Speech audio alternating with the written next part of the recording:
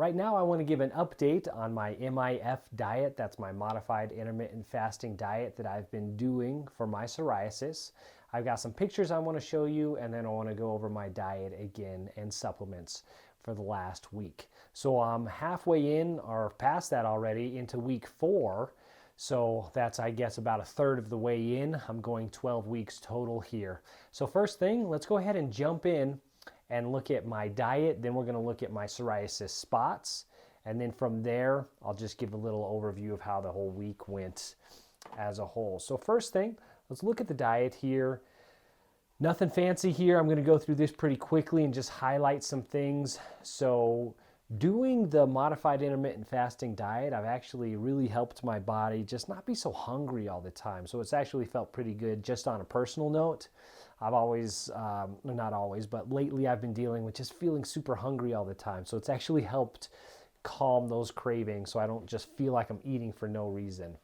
So going over the diet a little bit more, I stick to a lot of the same things. I have gluten-free pancakes pretty much every morning, or Cheerios for breakfast.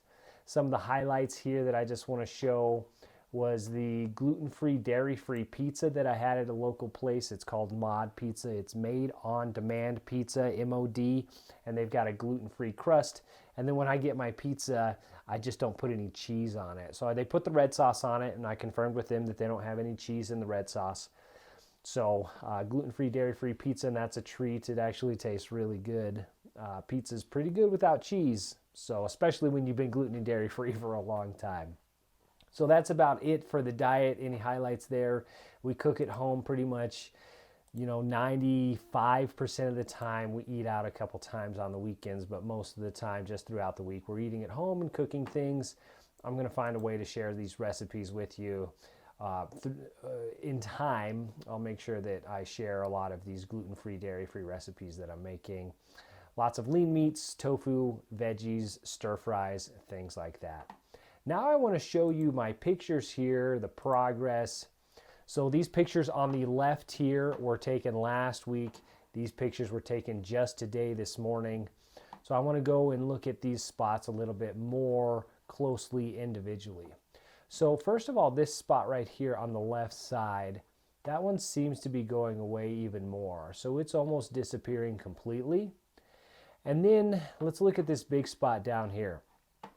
So the white scaly skin has come back a little bit on top here. However, the spots, in my opinion, through my, looking at them, are getting smaller. So if you see this little edge here, it's like a half circle, that's disappearing on this one.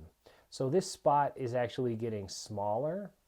And then up here, it looks to be doing the same thing. So they are shrinking. I think that's kind of how it goes. A lot of times they will be very red and spotty before they ultimately disappear. Sometimes they even get bright red and look like a scab. That's what I've noticed. So when I look at them and they actually start looking worse, it's not always a sign that they're not going away. It just kind of shows to me that that's kind of the natural progression, and that's just what I've noticed over the last 20 years looking at my psoriasis. So overall, I think they're feeling pretty good. They're looking pretty good. I'm just going to keep tracking it, keep taking pictures and showing it as we go along here week to week on a weekly basis. I'll be sure at least once a week to check in and let you know how that's going. So I also did start adding in some other supplements. I'll link to the videos where I did that, but I'm also adding L-glutamine, making sure that I'm taking my probiotic on time. And then the L-glutamine that I got's got a lot of good other things in there that have been proven, or dietitians and people working with patients with psoriasis like to add those things in as well. So it's all in one supplement that I take. And so I've been enjoying that. It's not a bad supplement. It's not delicious, but it's not bad.